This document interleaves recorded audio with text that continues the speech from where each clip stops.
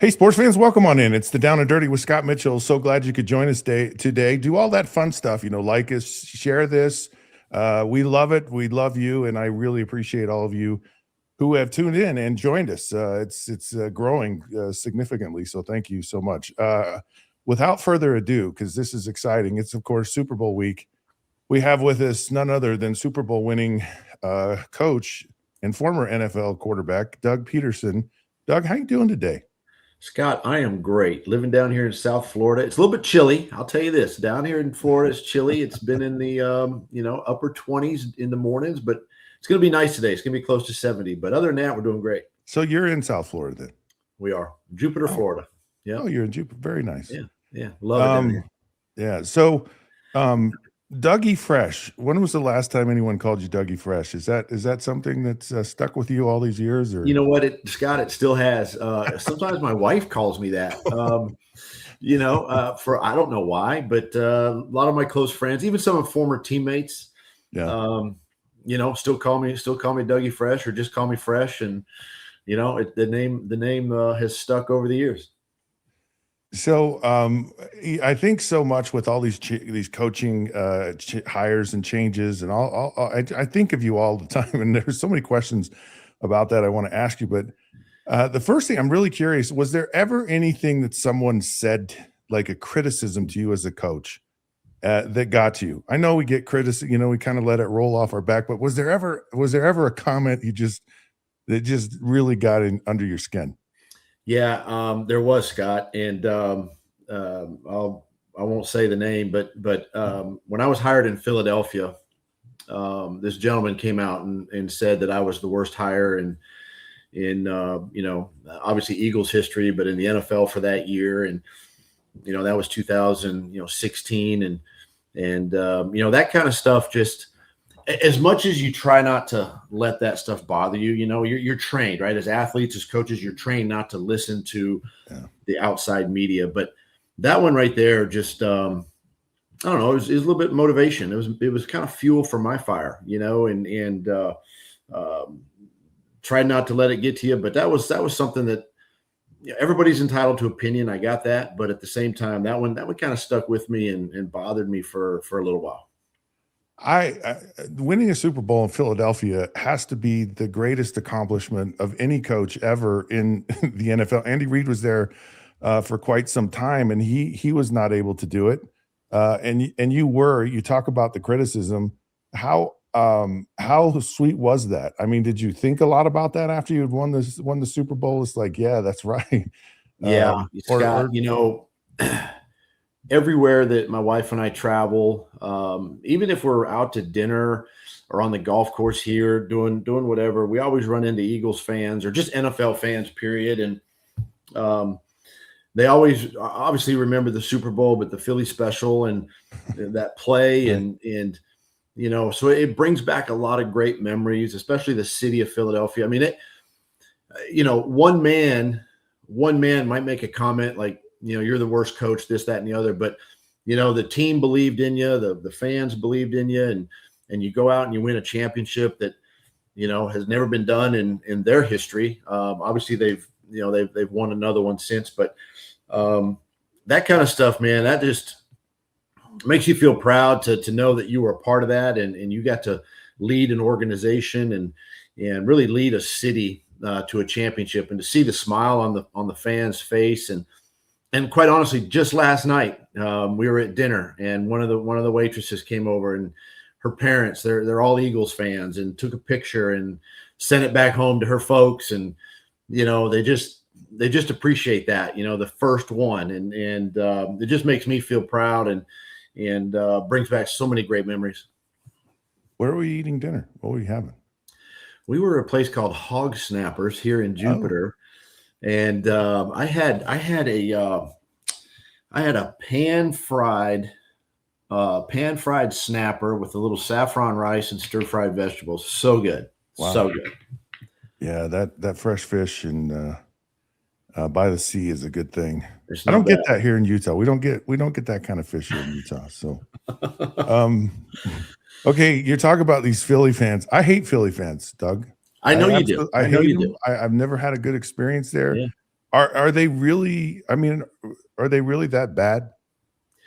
They are. They are. If especially if you're the opposing team coming Yeah. in there, it is ruthless. It is hard. Now I will say this: when I worked, for Coach Reed, and we went back Kansas City, we went back to Philly. Fans were great to Coach Reed. Hmm. I took Jacksonville back there twice. They were great to me, obviously, but they can be ruthless, man. They can. You hear it from the moment you walk out on that field. You hear it from them, but again, for me, being on the other side, winning a championship and being a part of that city was nothing but just exciting and nothing but special for us. So I'm really curious because wow, got some noise going on here. I'm curious about the coaching hiring process. Like, I know what it's like to be a player, and you're a free agent. You have an agent. You go around all these teams. You visit the draft process, all that stuff. But just walk me through what it's like to go through an interview as to be an NFL head coach. What's that like? Well, for me, my experience, I was the offensive coordinator in Kansas City, and obviously the Eagles were looking for a head coach in 2016, and they had interviewed several. We were still in the postseason that year in Kansas City, but yet a team is going to put together a list of maybe 5, 6, 7, 8 guys. Some teams will go 20 deep, candidates that they want to talk to. I'm not saying they talk to all of them, but they put an extensive list together. And, so for me, there's not a lot of time to prepare, especially when you're coaching and trying to win a football game and all of that. But, my time in Jacksonville, I was out the year before in 2021. So I had time to prepare and think about my next opportunity. And a lot of the coaches that have been out of football that are getting these interviews have had time to kind of prepare, for a lengthy interview. And these things can run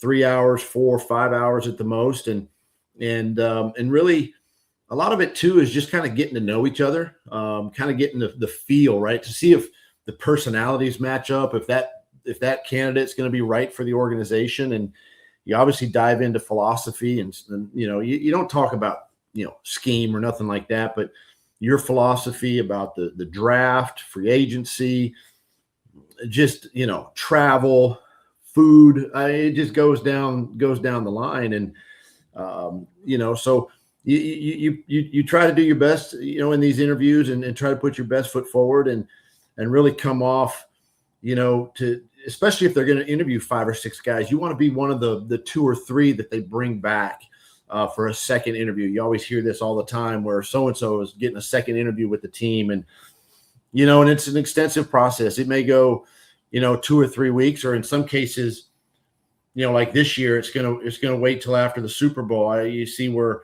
Clint Kubiak is, penciled in right now to be the Vegas head coach, but it's after the Super Bowl. So teams linger into February a little bit to make a hire and make a decision and go from there. So it's it can be a little bit stressful not knowing, but at the same time, in my case in Philadelphia, I felt comfortable that it was going to be an opportunity for me to be their next head coach. So, like, at what point did you know? Like, did you walk in the interview going, "Oh, I got this," or was there a part of it that they? I mean, did they tell you they like you? I'm just so fascinated by this. And did you ever say anything like you go, "Oh, I shouldn't have said that. That was a bad No, answer." I never said. I never came away saying I shouldn't have said that. But there are some moments where you walk away going, "Oh, I should have said this." Or I should have elaborated more on a topic or something like that. But, in Philadelphia back in 2016, like I said, I was in Kansas City as the offensive coordinator. We were in the postseason. We were getting ready to play the Patriots actually in the divisional round. So I interviewed the weekend before. We go play got good reviews. My agent got good reviews from the interview, and they were real comfortable and liked everything. But it wasn't until after we lost that divisional round game to the Patriots the next week, Mr. Lurie, the owner of the Eagles, called me. I was sitting on the bus getting ready to head back to the airport after that game, and Mr. Lurie had called me and says, "Hey, want to offer you the job, in Philadelphia." So That's where I was. That's when I got the phone call. But I did get good reviews, from my agent coming out of that interview process. You weren't really in coaching, or you coached high school football and then you got on with Andy Reid. How did that happen? What was that process like? Yeah. So, I played my last year in the NFL was 2004, and I was with the Green Bay Packers and decided to step away from football going into the 2005 season. And I wanted to get into coaching. I just didn't know really what level of coaching, high school, college, pro. I talked to a lot of my NFL coaches at that time in Green Bay. Mike Sherman, Darrell Bevell was there. Tom Rossley was there. A lot of those offensive guys, and just kind of picking their brain. I'll never forget Mike Sherman, head coach, told me and gave me a great piece of advice. He said, Doug, you need to find, if you want to coach, find somewhere where you can teach football. And, because coaches are really teachers, right? They just got to be able to, they got to teach fundamentals. They got to know fundamentals, but they got to teach scheme and plays and how to do certain things the right way. And so that stuck with me. And it still sticks with me today as far as coaches go. And so that's when I jumped into high school. I got into high school, football right out of, retirement. Coached at Calvary Academy in Shreveport, Louisiana for 4 years. And then I jumped back to the NFL in 2009 and with Andy Reid in Philadelphia. So I felt that the high school route was better for me. It really gave me an opportunity to see if I loved coaching, and I liked coaching because I could teach the game at a simple level in a way. Right. And then I thought it prepared me for, jumping back to the NFL. Yeah. I coached high school. I went back to my high school where I grew up, and they asked me to come back, and wasn't really I wasn't thinking of coaching, and I absolutely loved it. I mean, I had just an incredible time.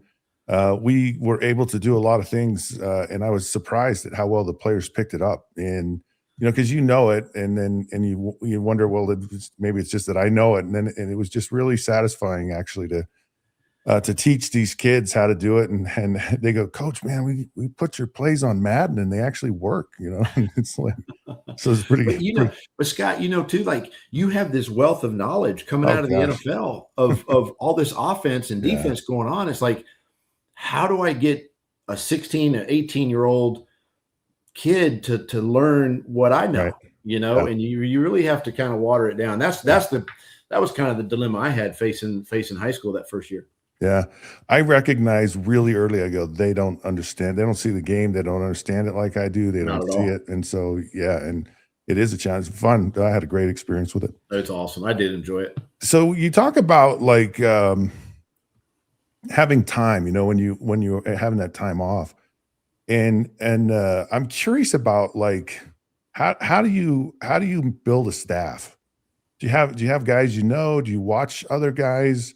And is there a balance between maybe guys who played in the league and then guys who didn't, and what's that, are former players good coaches, bad coaches? What's the makeup for you of a really good staff? Yeah, the building of your staff can be a little bit tricky because you got to deal with so many positions, and then on top of that, just as you break it down, you look at your quality control coaches, and then all your analysts on top of that, and so your staff can get pretty big pretty quick. But for me, it always starts with the coordinators. Having a great and being an offensive guy, I wanted somebody that could think a lot like me and kind of teach the same way I taught things, and the vision and all of that. So that's why my first year in Philly, Frank Reich was an ideal candidate for me, because we think alike. We both played in the NFL. He had been a coordinator in San Diego back then, and so he was a perfect fit. Defensive coordinator was Jim Schwartz that year, and he stayed with me for the 5 years. Jim was a former head coach. At that time, he'd been a coordinator for over 20 years in the National Football League, had a wealth of knowledge. And as a first-time head coach, I kind of wanted that veteran defensive guy, that that head coach mindset. So I didn't have to really worry so much about the defensive side of things. I could focus more on offense. And then special teams is special teams. You want somebody that, has a good grasp on not only the league, but just scheme and kind of has my philosophy a little bit. And hey, listen, I don't mind having a trick play, a fake field goal, a punt, things like that, in there. And so somebody that has that kind of mindset. And so Dave Phipp was that candidate for me. And he was on Chip Kelly's staff the year before in Philly. So I retained him in Philadelphia. So those were my coordinators going in. And then from there, you start filling in your pieces, right? And listening to Jim Schwartz and say, hey, Jim needs this guy or he needs that guy, to help teach his scheme and his philosophy on defense. So you start bringing in these candidates, you start talking to them, you interview them, same way on offense, getting with Frank and say, Frank, who do we want as our quarterback coach? We need somebody. We're going to go out and probably draft a quarterback our first year, which we did in Carson Wentz. And we want somebody that can come in and speak our language, can teach ball to him.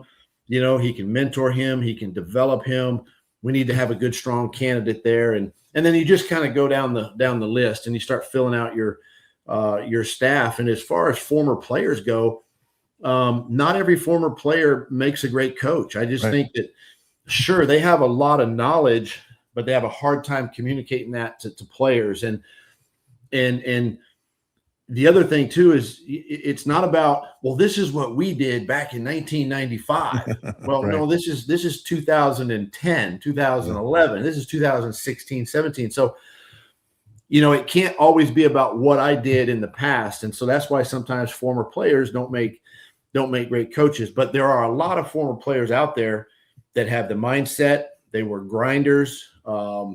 And quite honestly, Scott, they were probably backups in the National Football League, and they were built for that. So that's kind of how I went about building my staff. And you get a lot of recommendations. Your phone blows up day and night with people looking for a job.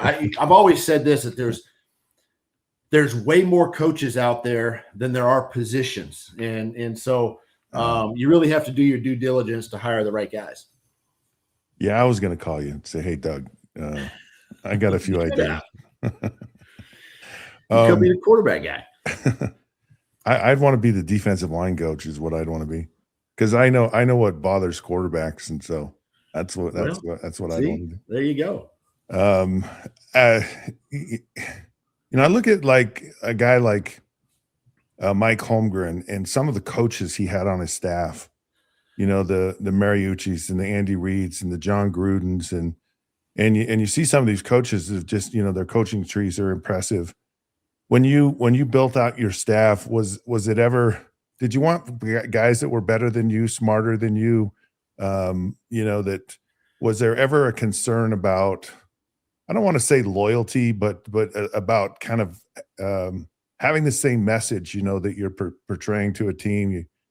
What goes into that when you're hiring people? Yeah, those are all that's a great question, because you never know what is truly going on in somebody's head, what their goals are. Even though as you interview coaches, it's one of the things I talk about. I talk about their goals. What do they want? What do they want to get out of it? How long do they want to stay here with me until they get their next opportunity? And you're constantly, I think, just having conversations with these guys, and so it's a tricky balance, with all of that. But you look at Mike Holmgren and that staff he had. Obviously, Mike came from Bill Walsh in San Francisco, and there were some great coaches on that staff, and then Mike, takes over in Green Bay, and he has the guys you mentioned, 3 or 4 now head coaches or former head coaches. And then you look at Andy Reid's staff back when he was with the Eagles as a head coach. I mean,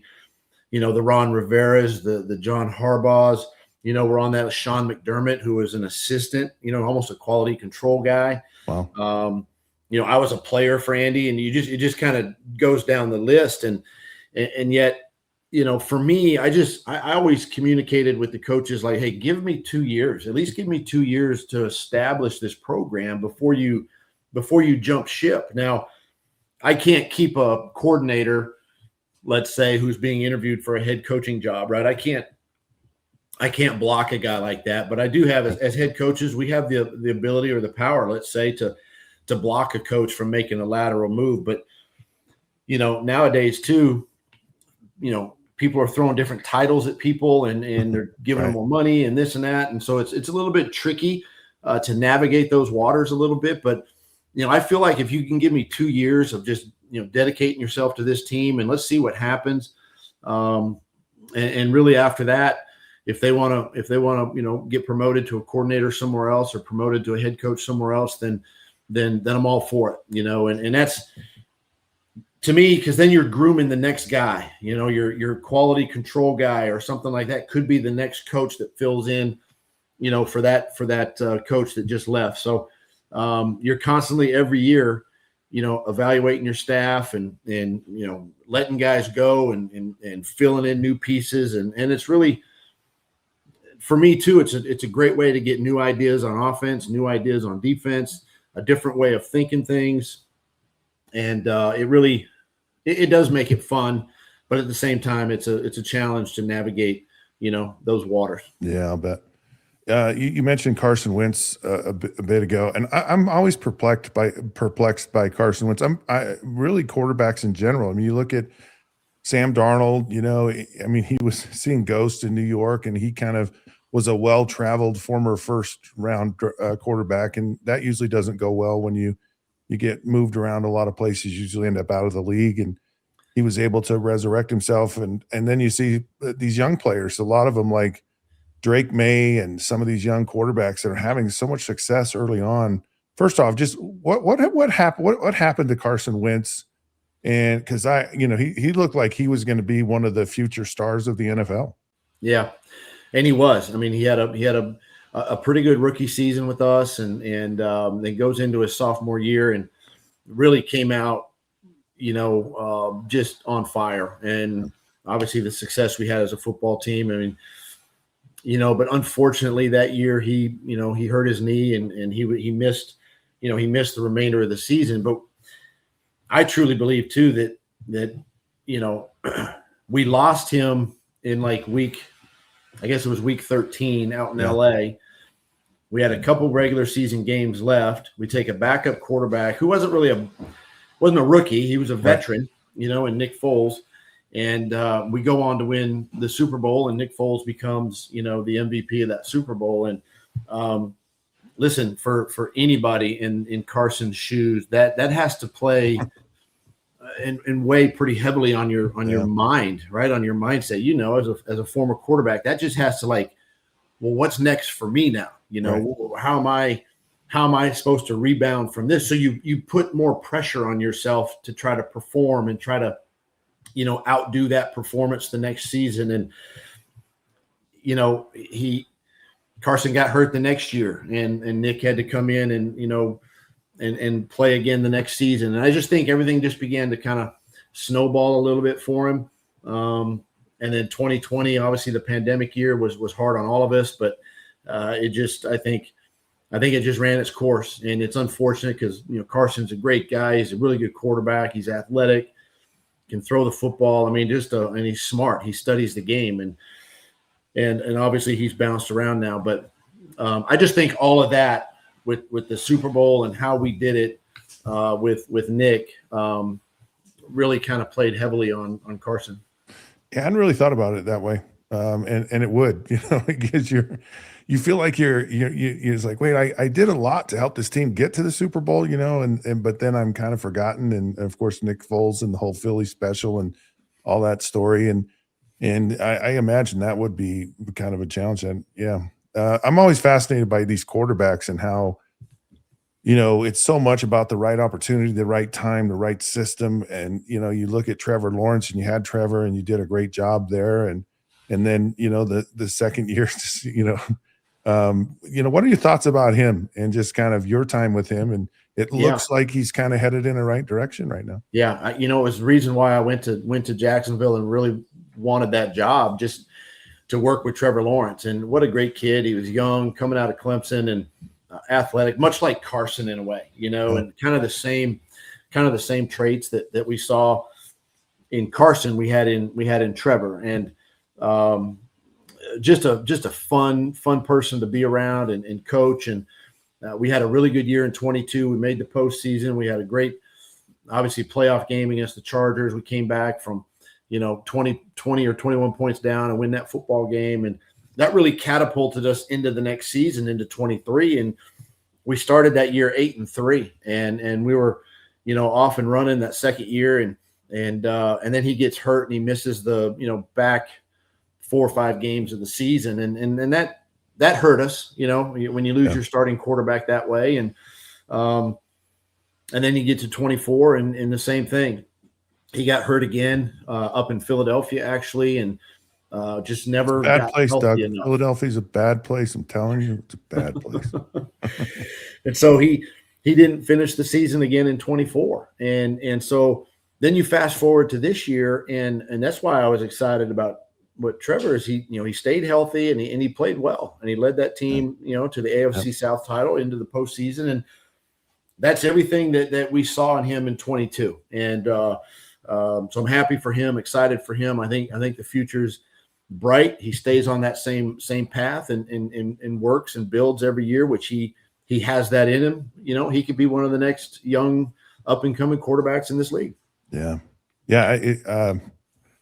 It just fascinates me to see the guys that make it and don't. And a lot of it's because I played the position, and you understand kind of the challenge of it, and when you do well and when you don't. It's just really fascinating to me.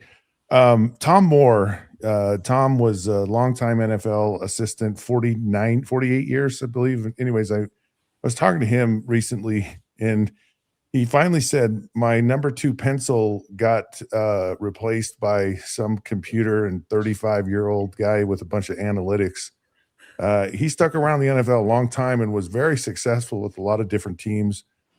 He coached me in Detroit. Didn't love Tom Moore and what we did there, but how has the game changed, even from your time, my time when we played, but also through and kind of your career as a coach and where it is today?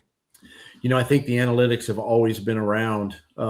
It's just that when you and I played, it was way into the background. I think it was probably more used probably on the scouting side just a little bit, and then as technology improved and more of the analytical pieces, I guess, kind of started showing up in the National Football League. It was really in 2017, in 2017, really my second year in Philadelphia, that analytics started to kind of take off a little bit into the forefront. It became known that analytics were a part of the game. I think, I used it as a tool. I never used it as the end all be all, like this is the way we got to do it. Because the one thing that analytics can't predict really is, player injury.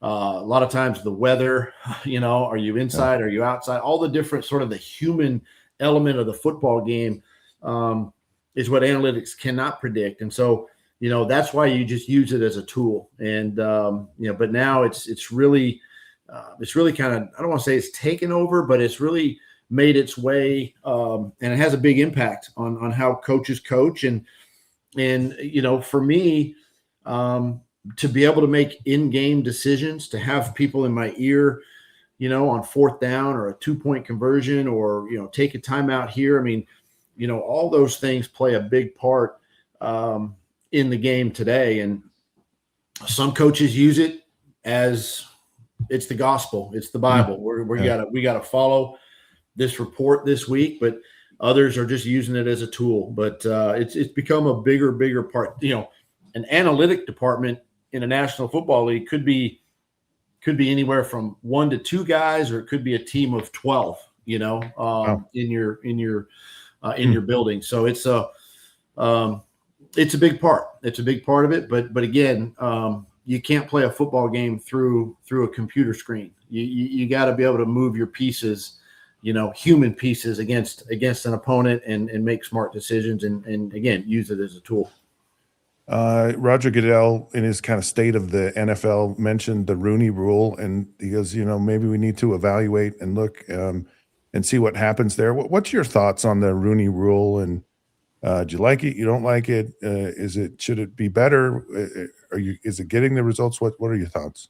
Well, I think when you look at it and you look at it really from this year's hiring, you would say that it's not working, right? Right. I mean, there were a lot of, Black, African American, other ethnicities, coaches there, and who are great coaches around the National Football League that might get overlooked, or they get the interview but don't get the job. And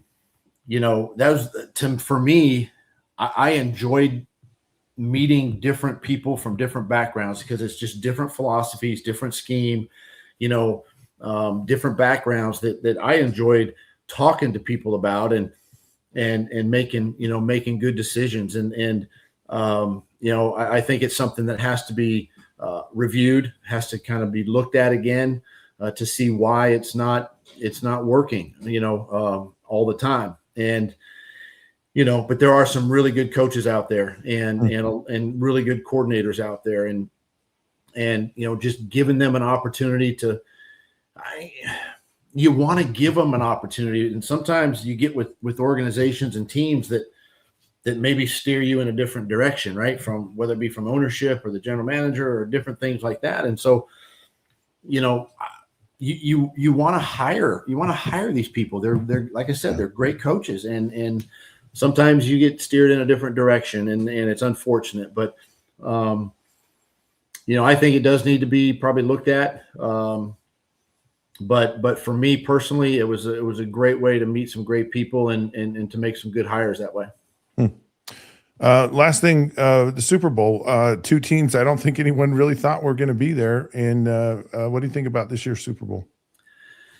I tell you what, I think to me, it just kind of shows the parity of the National Football League. And when you get new blood and new teams in there and new coaches in there, and some of these, Vrabel's a good friend of mine. And of course, McDonald in Seattle, who great defensive mind, both two defensive coaches, they always say defense wins championships, but I never really understood that because it's the team that scores more points. But, right. It's an exciting Super Bowl. I think there's some really good, storylines in this game. Really none bigger than probably the Sam Darnold, quarterback, his journey to get, to the Super Bowl. And I'm excited to watch him. And he's played extremely well the last 2 years and two different teams and two different head coaches and two different coordinators and just to play at a high level. But it also goes to show you too, that you can construct a team around a guy like Sam Darnold to help him where he doesn't have to do it all himself. And that's what a year ago Minnesota did. And that's what obviously Seattle has done with him. And then you got the young Drake May, exciting guy, exciting quarterback. He's built for a Vrabel team, just an exciting young quarterback that, again, the future is bright, and they'll continue to add pieces around him and just continue to build. I'm excited to watch this game. I think it'll be a closer game than what people may think, but you never know. But the Super Bowl is a Super Bowl, and you put everything out there, and there's no holding back. So both teams are going to be gearing and ready to go. Spoken from someone who is a Super Bowl winning head coach. So, hey, enjoy the frosty, warm, sunny South Florida weather, Doug. Always a pleasure. I think the world of you, and this has been wonderful. It's been very insightful to me, and I got a lot of my questions answered, so I appreciate it. So have a good day. Thank you. I appreciate it, Scott. Thanks again for reaching out, getting me on, and look forward to always talking to you and talking some ball. So, yeah, thank you. It's the only way we catch up. So I'll have you on more often than There you go. I'm ready. All right. I'm ready.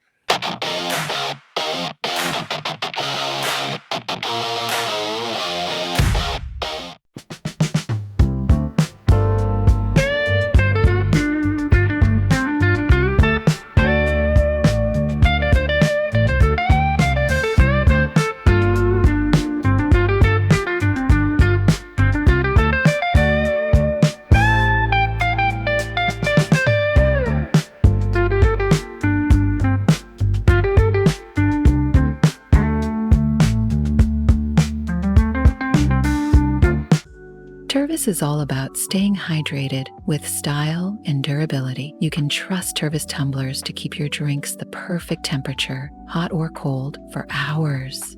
From the classic insulated tumblers to sleek stainless steel water bottles, each product is built to last and comes in endless designs to match your personality. Stay refreshed and express yourself with Tervis. Visit tervis.com today and find your perfect tumbler.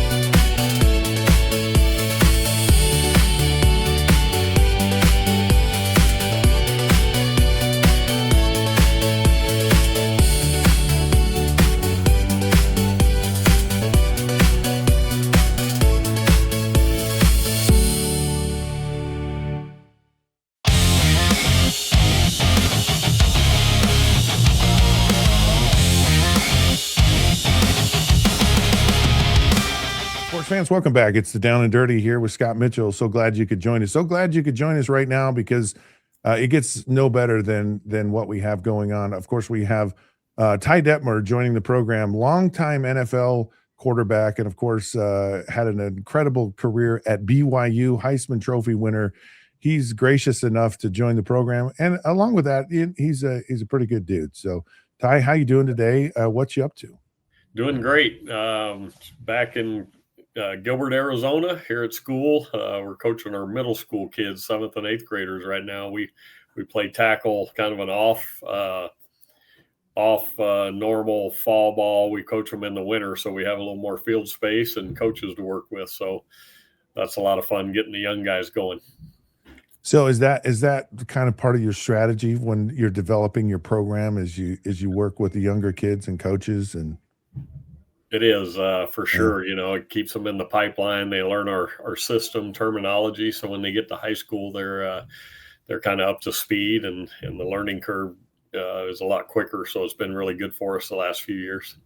Yeah, that's actually a good idea. And I would imagine that they might enjoy playing football now than in the fall. You know, when the weather is not 115 degrees. And so we practice in the mornings. It's low 40s, not bad, you know.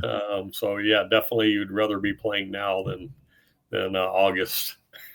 So I just did a segment, and it was I'm going to mix two segments. So we were talking about these auction items, like these coaches. So Kurt Signetti, who just won a national championship, they're auctioning off his headset, right? And it's like going for pretty big money.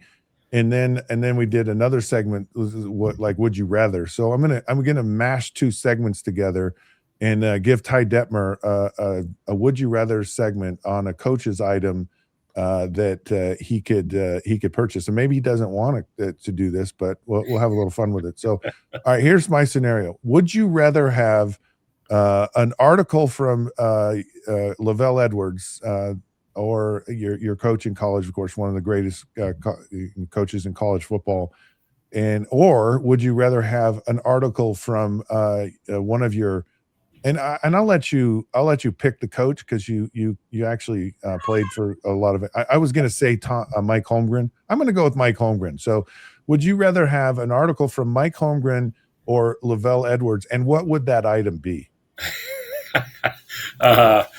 Man, I mean, Lavell wasn't known for his style. I think Mike had a little better style than Lavell, but you know, with Lavell and the memories there and everything, I'd love to have a reminder of him again, and something that he had. I have no idea what that would be. You know, maybe some of his old golf clubs or something like that. Oh, you know? Yeah.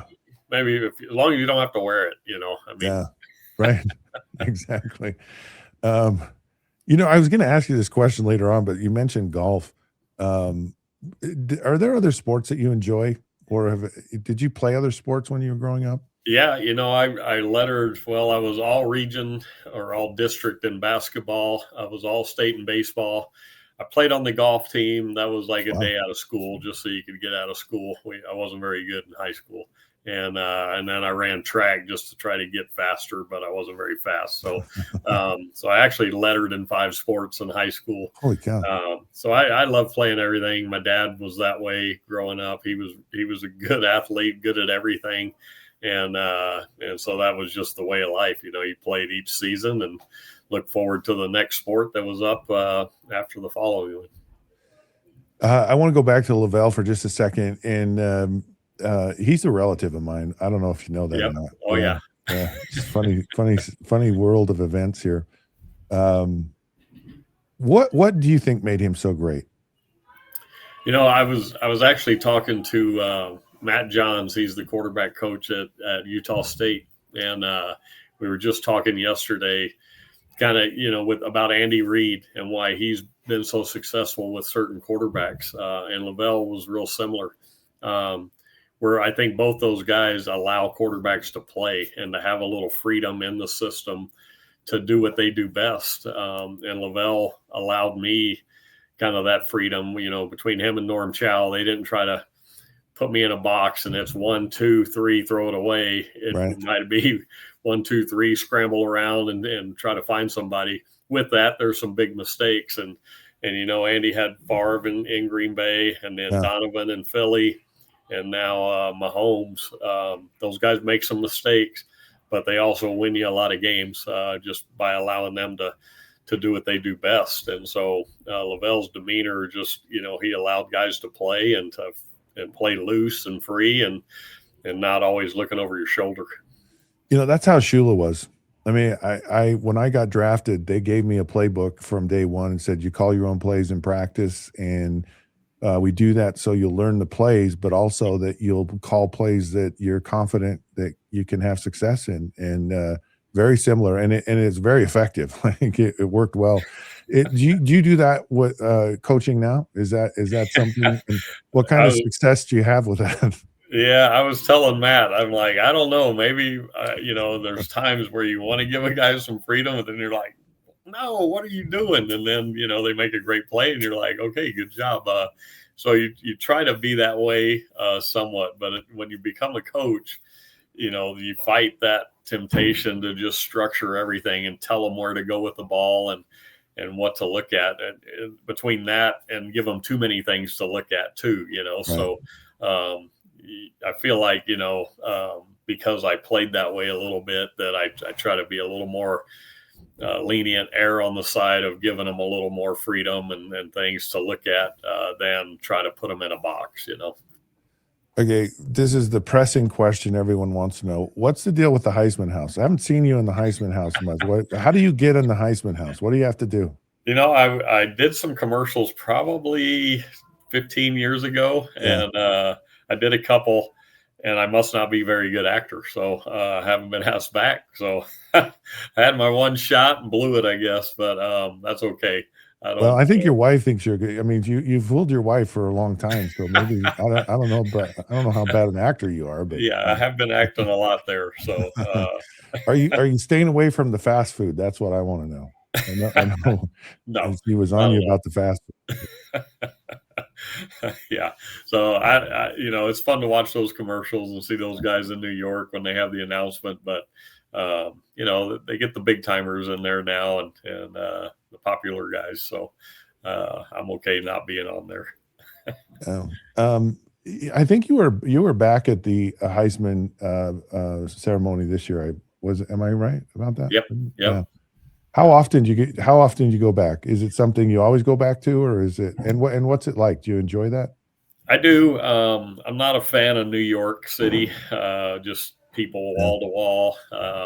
You get all kinds down there, but to be back and with the guys and to be a part of that experience is always something you appreciate and enjoy. So I try to get back every year, but it's right in the middle of hunting season. We get done with football and then hunting season. And so I'm like, all right, are we hunting, or are we going to the Heisman this year? And went back this year. I'm kind of right in the middle now. So if you look, they kind of got the guys that won it in the 2000s, 2010, and then you got the 70s over on the other side. And I'm kind of in that sweet spot now where you get a lot of TV time because you're in the middle. But once you move to that right side over there, it's like game over. You're like feeling really old then. So you're getting close. The guy on the left. You're getting close. As the decades go on, you'll be more sweet. Fernando Mendoza wins the Heisman Trophy. What's your take on him and just really the rise of Indiana and the improbability of all of that? Your thoughts, and does his game translate, into the pros? So great young man. Got to sit by him on our Sunday when they present the trophy to him. And just, awesome young man. So, saying all the right things, doing it the right way, crediting teammates, all those things. You feel like he's got a great head on his shoulders. As far as, his game translating, obviously, as a quarterback, you got to have some guys around you. And so if he's the number one pick and you don't have a lot to work with around you, I'm not sure he's a guy that's going to create plays and do some things on his own as much as running an offense and being structured a little more. So that remains to be seen. But, whoever takes him is going to get a great young man, a guy that's going to come in and work hard and try to earn people's respect and try to become a leader in that locker room. So hard to tell. A lot of it just depends on where you end up. It sure feels that way a lot. I mean, speaking of ending up in the right situation, Sam Darnold, third pick in the draft, bounces around, keeps himself relevant long enough to get in the right situation. What's your take on Sam Darnold, his kind of resurrection and his ascent to the Super Bowl? It's incredible to me, but I'm just curious what you feel about it. Yeah, you kind of stated it perfectly. Kind of hung in there, kept his nose to the grindstone, and worked and stayed ready, and finally got an opportunity, got the right pieces in place, a young coach, dialing it up, and he's making plays for him. So, I think, being a top pick kind of hurts you sometimes because you go to a spot that's not a very good team a lot of times, and to be able to get out of there and hold it together. Not a lot of guys hold it together and their confidence gets shaken and they're not able to get back to that high level of play, but he's been able to do that, and fun to watch, a guy get that second chance. And now, sky's the limit with him. He's going to get paid and be a leader on that team for a long time, probably. So go back to, you were in Green Bay, Brett Favre, and of course he's drafted by Atlanta. The stories that, Jerry Glanville didn't really like him, and he goes to Green Bay, and you're there, Favre, kind of the beginning of Favre. Like, did you feel like, oh yeah, this guy does he have it? And the reason I ask is, so Don Majkowski was the guy that got injured, and Don and I played in Detroit, and he goes, I can't believe that Favre, man. He just throws these interceptions all the time. And he was a little bitter, because he was the magic man. And so did you see Brett Favre as this, like, who Brett Favre became, or did he have to grow on you? He had to grow on you. There was a point, Mark Brunell was there with us too.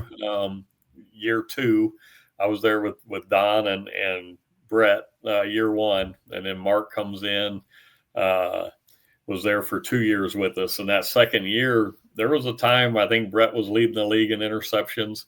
You got to look. Mike Holmgren had Steve Young and Joe Montana, two of the greatest to play, most efficient, like smartest guys. And then he gets Brett, and balls were going places they'd never gone in the West Coast offense before. And I remember that first year when he took over for Don. There was a meeting. Mike Holmgren never was in our quarterback meeting after a game, and Mike's like, "I'm watching the film with the quarterbacks. We played the Giants, and like I said, the ball was going places never had gone with the other guys, and Holmgren's just asking Brett, what did you see here? And he's like, I don't know. I just kind of felt the guy open. And he's like, okay, next one. What did you see here? Just saw it out of the corner of my eye.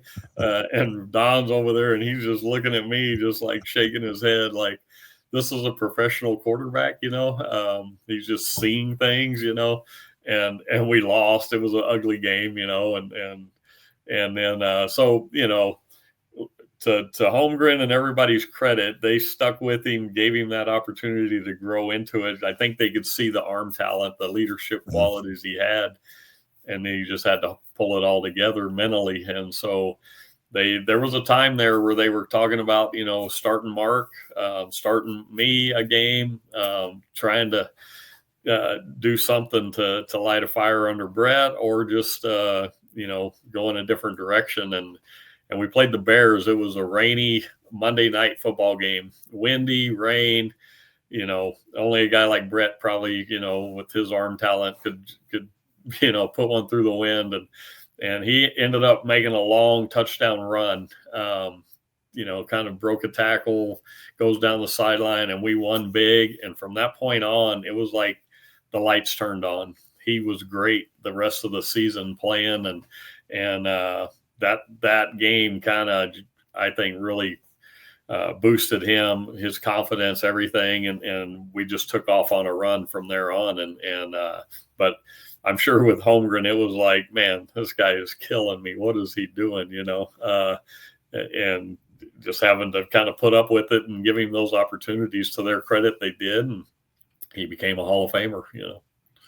Yeah, it's fascinating because I watched it, from a different perspective, and you get a lot of crossover, a lot of game film, and we'd watch and you just go, wow, what? and I think about being in Detroit and going, if I threw that many interceptions, like we actually play pretty well and have a pretty good offense, and I don't know that I could move in this. Like, I got booed as it was. It was just amazing. And I was so envious of that he had a coach that was really behind him and just stuck with it. I mean, and it really says a lot.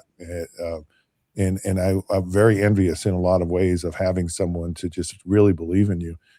But as I'm sitting here listening to you say this, what was that like for you, being around all of these guys who, coaches? I mean, Mark Brunell is a great player.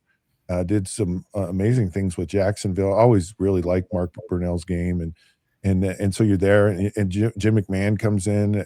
You have Andy Reid, you have John Gruden. I believe I don't know if you were there with Mariucci. All those guys. I mean, what the heck was that like? That had to have been incredible.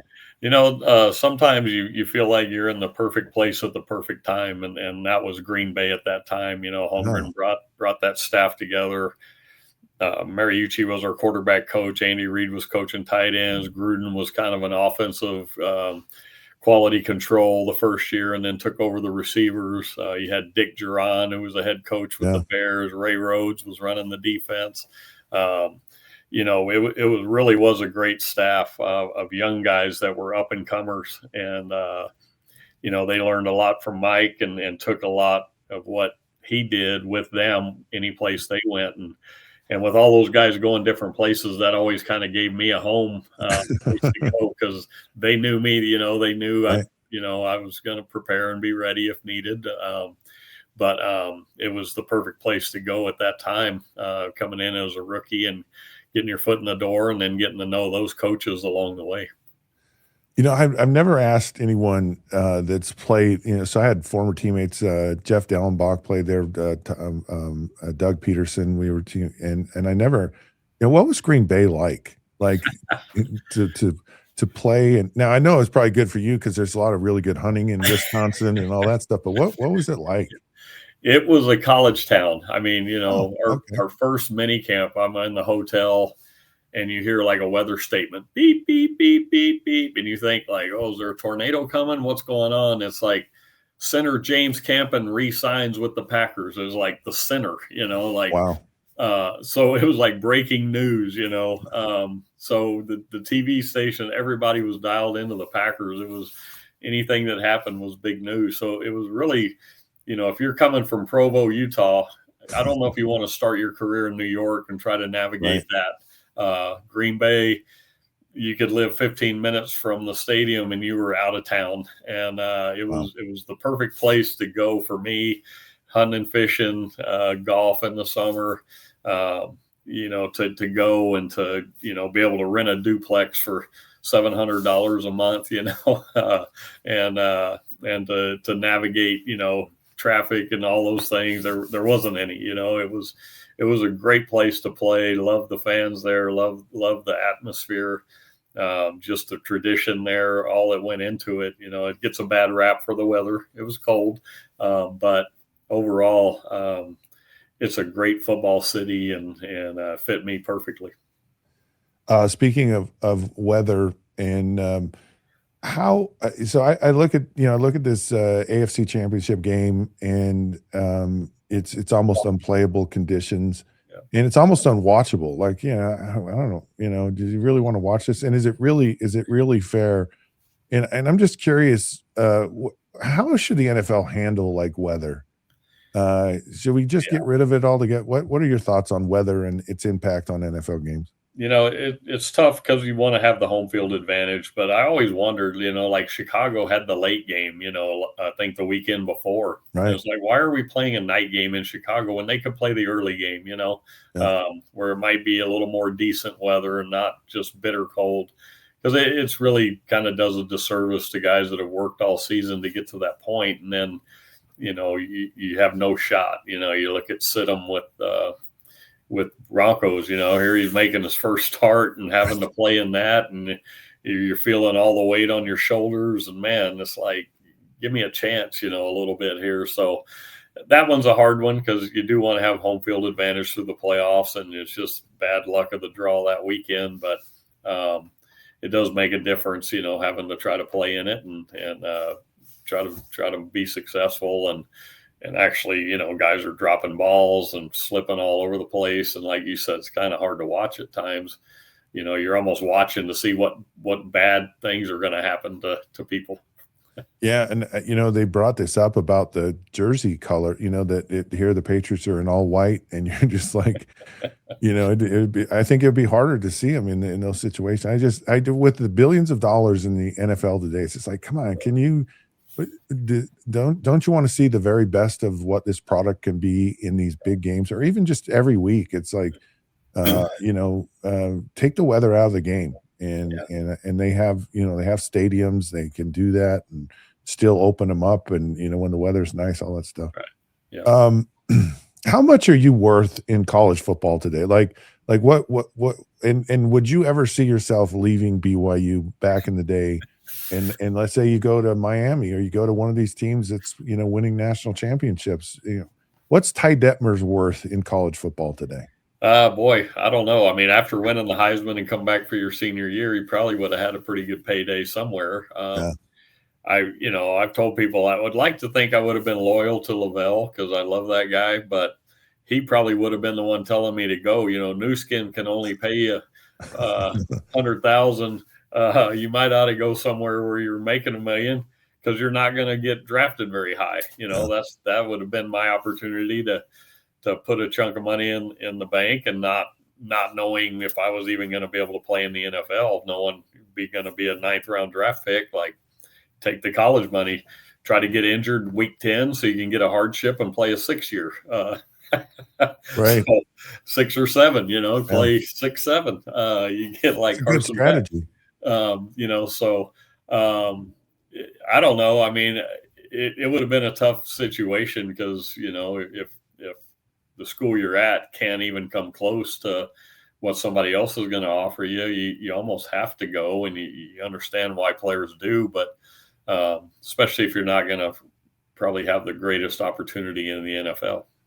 All right. So what if Utah offered you $4 million to leave Provo? And would you go to Utah? Well, how much is BYU offering? Well, it's a New Skin deal, And by the way, is that how much New Skin paid you when you were at BYU? Yeah, I think that was the only big company in Provo at the time. That's why I mentioned that.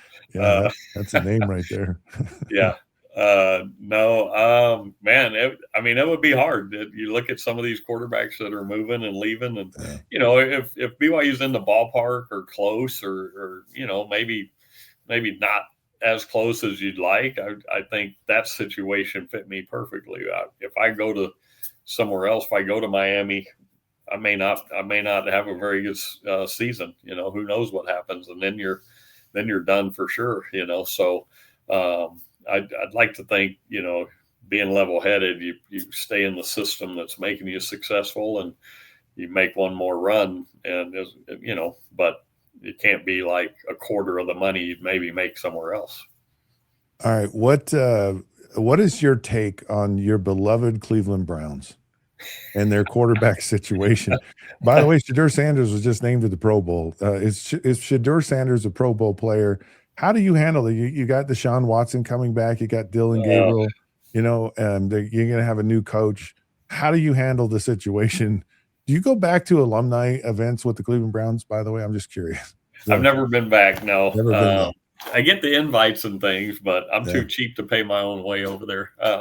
So I don't know, man. It's a mystery, because you look at all the quarterbacks that have played there and been on the list, and there's some good players, some guys that have done good things other places, and Baker Mayfield, what he's doing in Tampa Bay, it's kind of one of those places where the coach is always on the hot seat and always feeling the urge to play the next guy and to try something different, and I think at this point you got to go with Sanders and give him the opportunity to develop, or you're going to be right back where you have been. You're going to try Deshaun Watson, and you're going to try Sanders, and then, Gabriel's there, and you got to kind of pick a guy, like to Brett Favre's point, pick a guy and give him a chance to grow into it.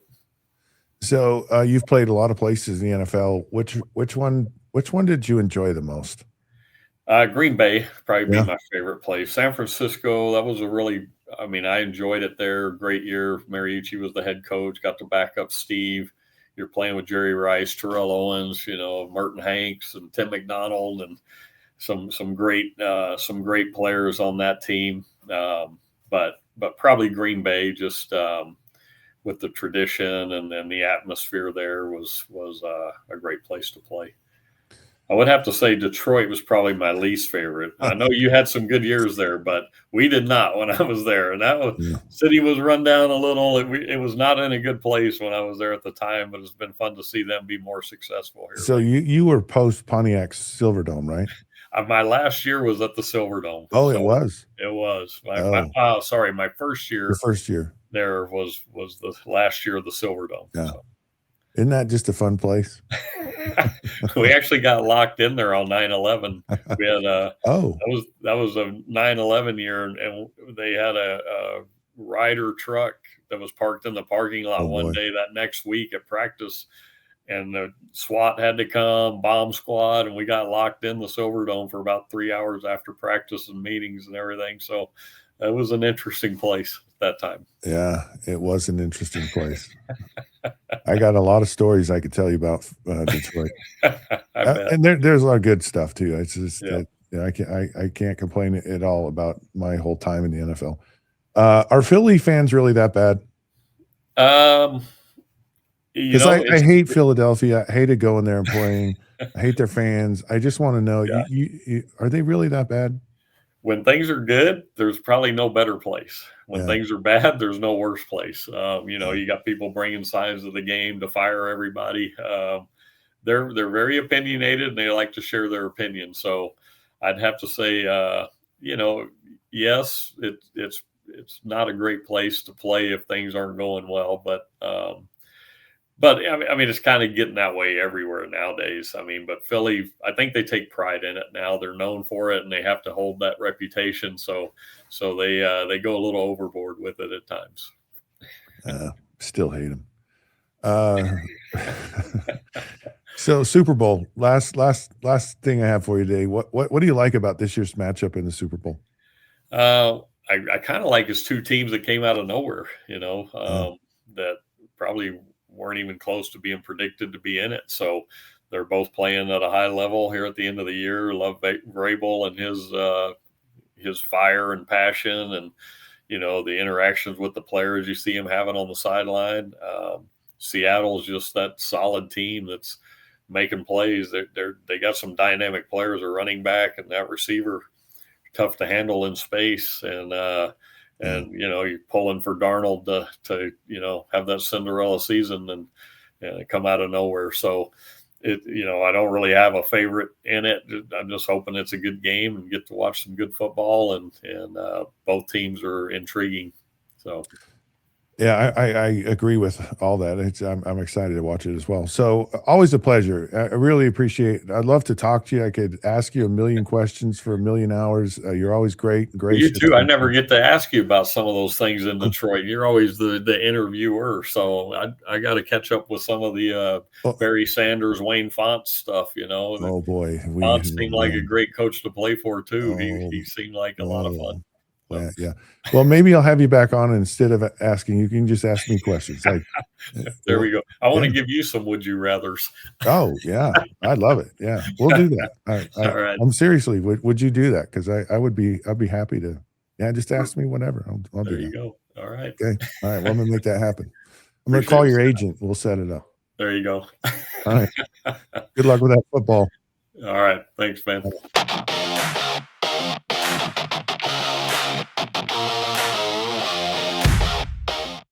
For 75 years, Nalgene Outdoor has been your trusted companion, fueling adventures and helping protect the planet. We're committed to reducing waste, improving access to clean water, and providing simple, safe, and sustainable products for you and your family. No gimmicks, just durable, well-designed bottles built to last. Join us on our mission to amplify life, not complicate it. Because at Nalgene, what goes into our bottles matters as much as the adventures they fuel. Explore more at nalgene.com. That's NALGENE.com.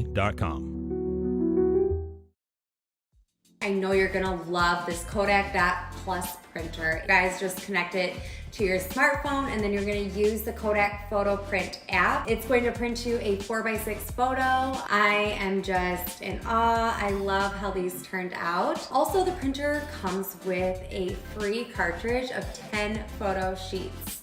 I can assure you, you are going to love this printer as much as my family has. You guys have to check it out for yourself. Welcome to Kitbag, the ultimate destination for football fans. Whether you're cheering for Arsenal, Chelsea, Manchester United, or any other top club, we've got your team's colors running through our veins. From official replica kits to custom player prints of your favorite stars like Ronaldo, Messi, and Kane, Kitbag is your one-stop shop for all things football. Powered by Fanatics, we deliver to over 180 countries, ensuring you get the gear you need fast. For true football passion, think Kitbag. Visit kitbag.com today. That's kitbag.com. Kitbag. Farmhound's approach is a little different than a traditional treat company. We get to work with local farmers who are putting everything they can into regenerative farming. From the soil to the animals to the ecosystem. They care about how animals are raised and how we treat the earth. It's not just product, but it's part of that story. It's connected to just a whole lot more.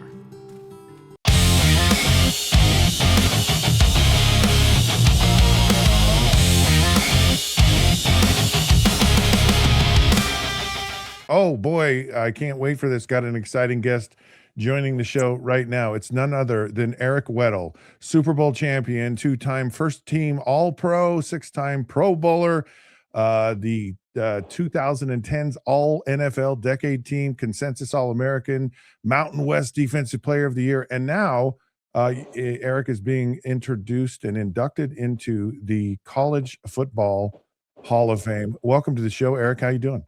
Scott, great to see you. Man, that was quite the intro. I don't know if I deserve it, but hey, man, thanks for making an old man feel good. Hey, that was the Reader's Digest version. There's so much more to that. I was just giving them like, the Cliff Notes, just the down and dirty of everything. So, I got to ask you this question because I am just fascinated with what happened to you. Of course, winning the Super Bowl in the fashion that you did, that you came back late in the year, which it's like, I don't know how you did it personally, but what was it like winning the Super Bowl the way you did? Man, it was just insane how it all all came together. And, I had just got done interviewing for the head coaching job that I'm at the high school right now. And I turn my phone back on. I have a missed text message from Raheem Morris. And he says, "Hey, give me a call when you get a chance." And I'm like, "Oh, that's kind of odd. I hadn't talked to Raheem in a few months." And we go way back from the Senior Bowl. He coached me in the Senior Bowl when I was coming out of Utah. So I called him, and the first thing, within 30 seconds of talking, he goes, "You're not fat and out of shape, are you?" And I paused, and I'm like, there's no way he's going to ask me what I think he's going to ask me. And I go, "No, but I'm not the same guy I was 2 years ago." And he goes, "You think you could give us 15, 20 snaps Monday night?" This was Tuesday afternoon of game week. And this I is literally, the playoffs too, right? yeah, I started laughing. I was like, what is going on? And I didn't realize they had lost both starting safeties that week 17 game. And, going back and forth over the next few hours, and decided to take the opportunity of a lifetime, right? Like, oftentimes opportunities come and go, and are you willing to take them? And so for me, I wasn't physically, I was a little nervous about physically. I knew eventually I was going to get hurt, because you don't not train for football for 2 years. Right. But on the flip side, I mean, look what happened. And those things, becoming a champion and having a real role, never would have happened if you just don't go for it. And it was like a life lesson for everyone that I'm trying to inspire, that just go for it. You never know what could happen. How long did it take when you came? How long did you feel like, okay, I'm because there's like in shape, there's out of shape, there's game shape. How long before you actually got in game shape when you came back? Was it within a game, a week, 2 weeks, or maybe never? Oh my gosh. I don't think I ever did. I don't sugarcoat this. I played those playoff games about 85%. Speed wise. And when you get older, you would understand this, like the mental side of it, instincts, intuition, that can get to the ball than natural speed. Right. And so I knew that if I went 100%, I would rip every muscle. And the times that I did go more than 85%, I pulled my groin, I pulled a hammy, not pulled it where you can't play, but definitely strained it, where that's what I was battling, and just trying to be able to practice and physically working out 2-3 times a day to try to put some muscle back on. It was insane. And then, in the Super Bowl, I ruptured my pec because, it was bound to happen. So did I ever get into football shape? No. The whole training staff, coaches, we did everything possible to make it work and finagled it as best we could to make sure I was able to at least give it all in games. And if I end up getting hurt in the game, so be it. But the practices and weeks leading up to each game was a process just so I could try to play each game. So I'm always fascinated with this. So you have this incredible kind of redo for a moment, win a Super Bowl, and then you go and you actually really retire for good. How challenging has that transition been for you? Was it easy? Was it hard? Have you still not got over it? What did winning a Super Bowl help? How has your transition after playing been for you? Honestly, when I retired in 20, I was ready to be done. For anyone that's played more than, I don't know what the number of years is, but it just becomes time. My youngest was going into 7th grade at the time, I believe. My oldest. My son was going into 5th grade. So it was all right, 13 years. And my last year in LA, I was living by myself. It was the first time I was away from my kids and wife. And it just wasn't an enjoyable experience, if I'm being honest. And I'm when is enough enough? Like, my time needs to be with my family. I could have kept playing, but the time, the sacrifice, the pain, like, I was just over it. I was over waking up, having to mentally like get myself going to work out and to rehab and to study. So I was good. I mean, I was content. I was happy. I was coaching youth football. I was at all my kids' activities, those 2 years out of retirement. And, I had no desire to ever play again. It just so happened to kind of fall into place where you're able to go back to a team that really needed you and you were able to help them. Oh, sorry for that. Oh, we get a little Pledge of Allegiance here. I love it. I pledge of allegiance to the flag of the United States of America, to the republic for which it stands, one nation, under God, indivisible. I love it. That's good to hear that we're still doing this. Wow. That's awesome. It's almost done. It's almost done.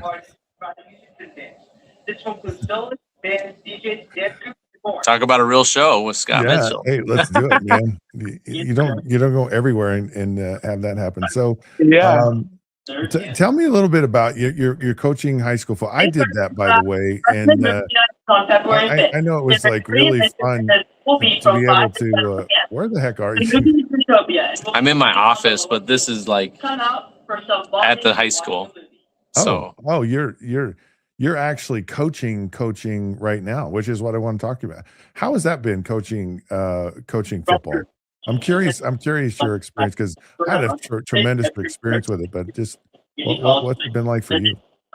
Yeah, so my first year, I just finished my third year as the head high school coach at Rancho Bernardo, and it's been a transition.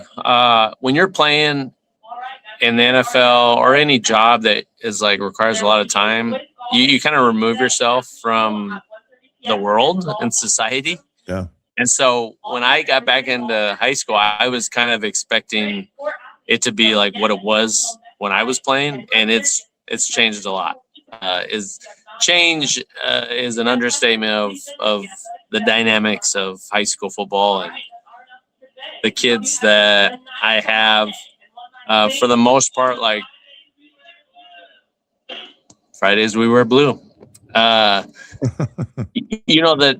back in the day, like football was fun. It was where you got to hang with your buddies. You would, go compete and hit each other, and that was like you live for it. Where now I'm having to keep kids in the program. I'm losing kids every off season because the kids just don't love football and they don't see the benefits of being a part of a team and working together and the camaraderie and the having to deal with adversity and having to do hard things is a very foreign concept nowadays for these young kids. So that has been probably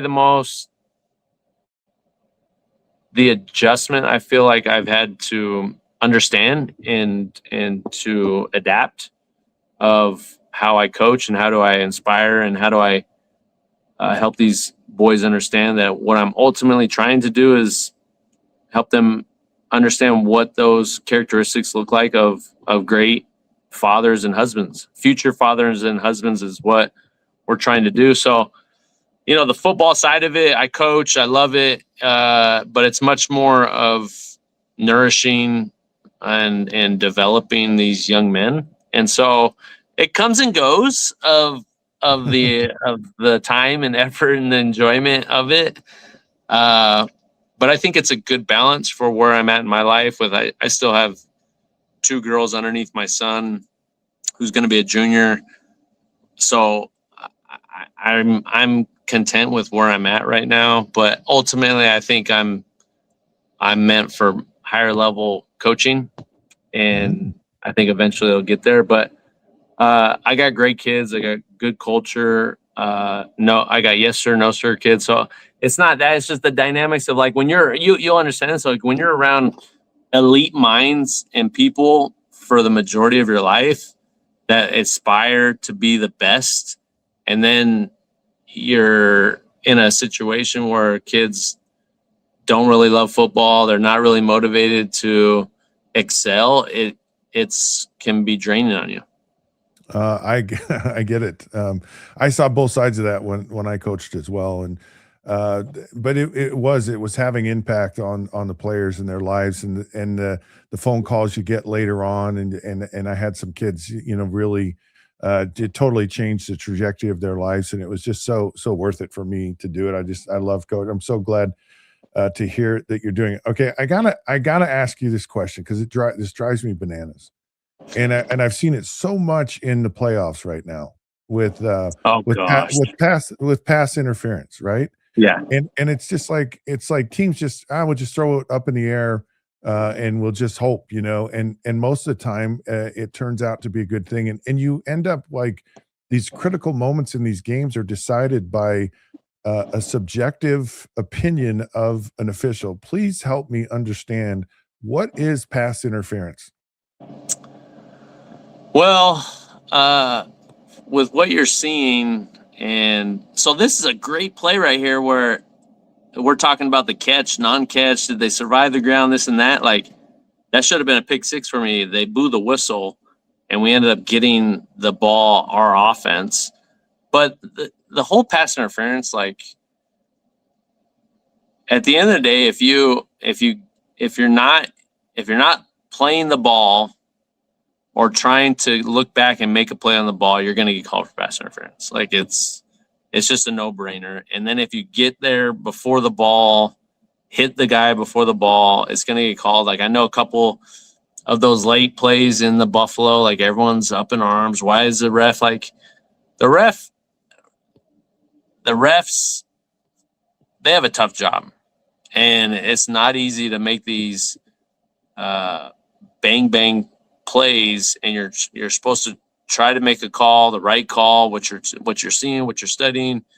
But at the end of the day, like, I just felt as a defensive back, so much of when you get in a bad position is a pre-snap or your eye discipline or your technique. And so, if you're in a spot where you're in trail and the ball's coming, and you're frantic and you lose control and you hit the guy, like, that's on you. So that's what the rules are. They've changed the rules so much to benefit the offense that if the people that are watching don't like the product and are getting tired of it, then they need to switch these rules up a little bit, so it makes it a little bit more of a balanced game between the offense and the defense.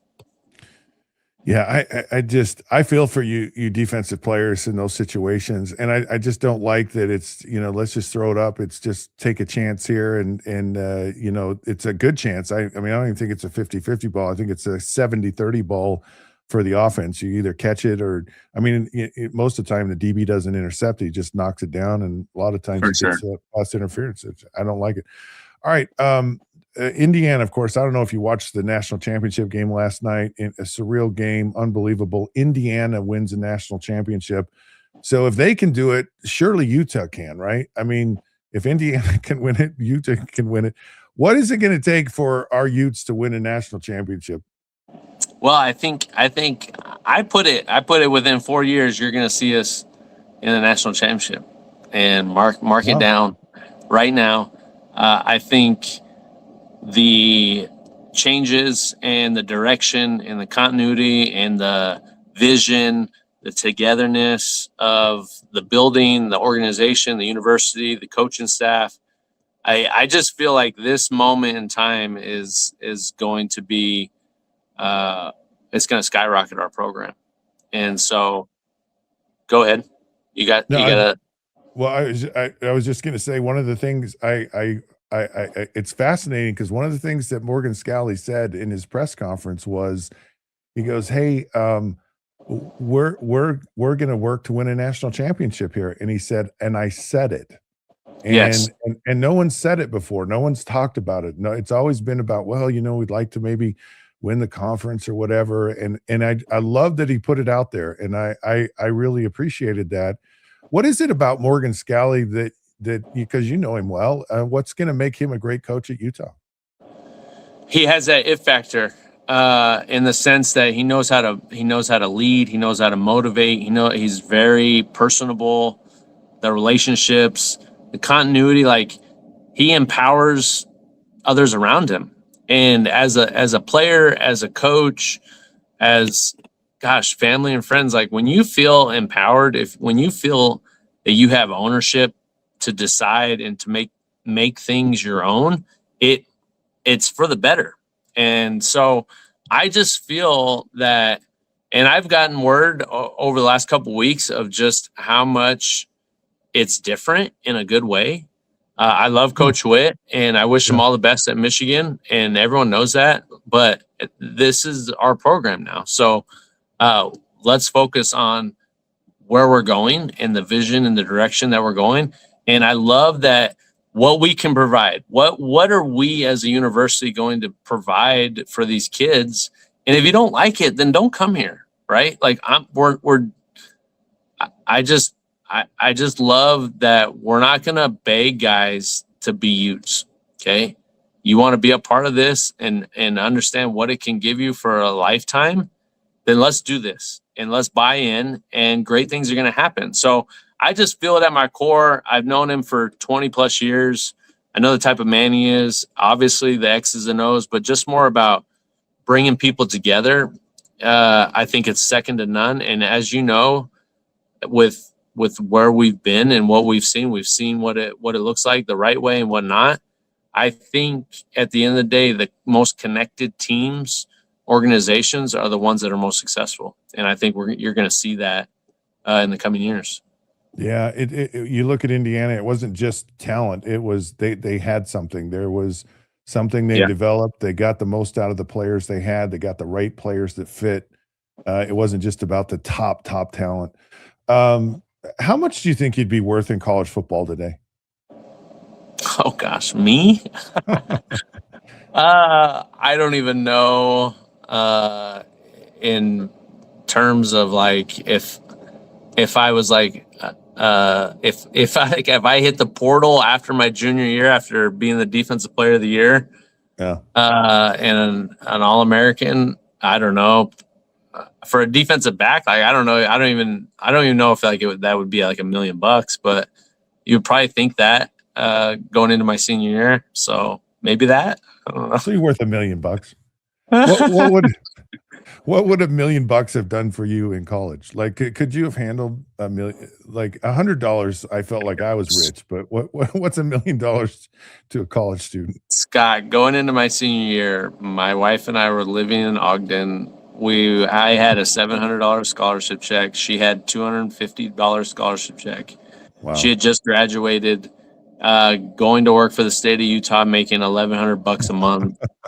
So I think our rent at the time was $700, and so we were living off of $200 to our name.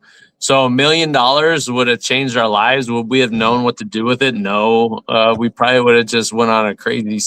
Well, my wife's very organized, and so she would have like did the right thing and put it away and saved it. So, but yeah, it's crazy, the dynamics, these kids, it's been flipped upside down. Like the whole NIL was for name, image, and likeness. Like, for example, right, it would be like, hey, I get a percentage of the jersey sales my senior year of all the 32 jerseys that were sold, right? Or the banners that were hanging on 400 South leading to the stadium that had my name on there in my face. Like, that's what NIL was supposed to be for the guys that were just crazy notoriety and wanted to get paid off their name, image, and likeness.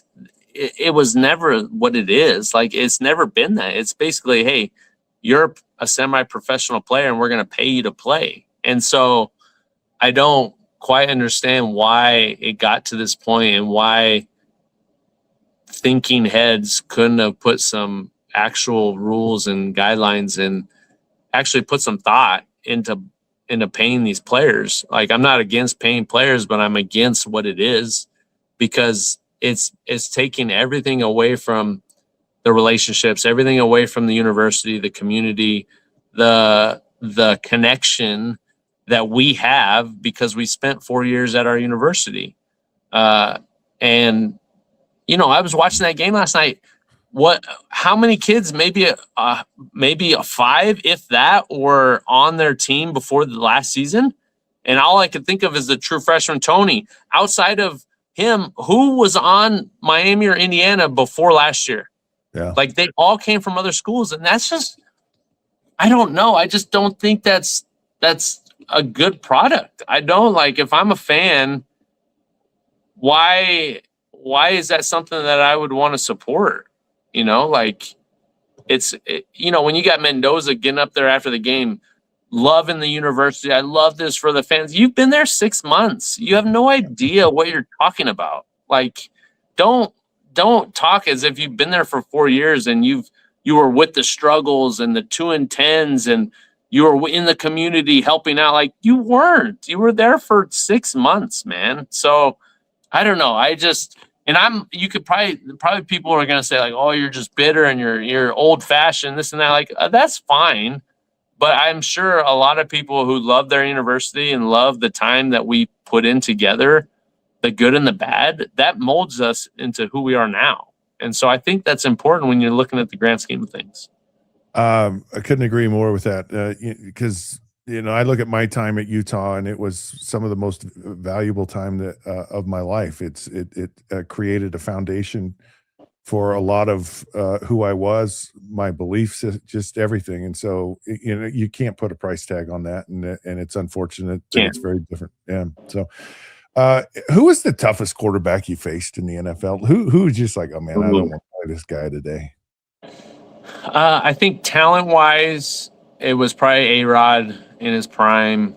I mean, it's just so good. Like, yeah, you look at his career stats, and people, like, they try to, like, you know, when you get older and your game starts to slip, that's what people remember. Like, this man has 500 touchdowns and like 100 and something picks. Like, he's the only quarterback to be a 5-to-1 TD to intercept rate. Like, when you got an interception off A-Rod, it was like the holy grail because he never threw picks. I mean, so, like, you see, like, you know, you hope people remember how incredible he is. Now, you're talking about postseason success and the greatest, and just my time. Like, I was 1-6 against Tom in my career. My one win was when we won the Super Bowl and we beat him in Tampa. Like, that was my only win against him in 14 years. So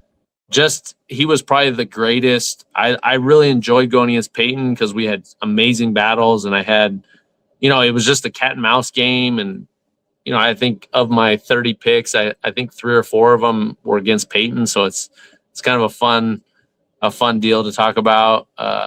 But, you know, the most talented, A-Rod, and then the hardest was Tom because we just never beat him.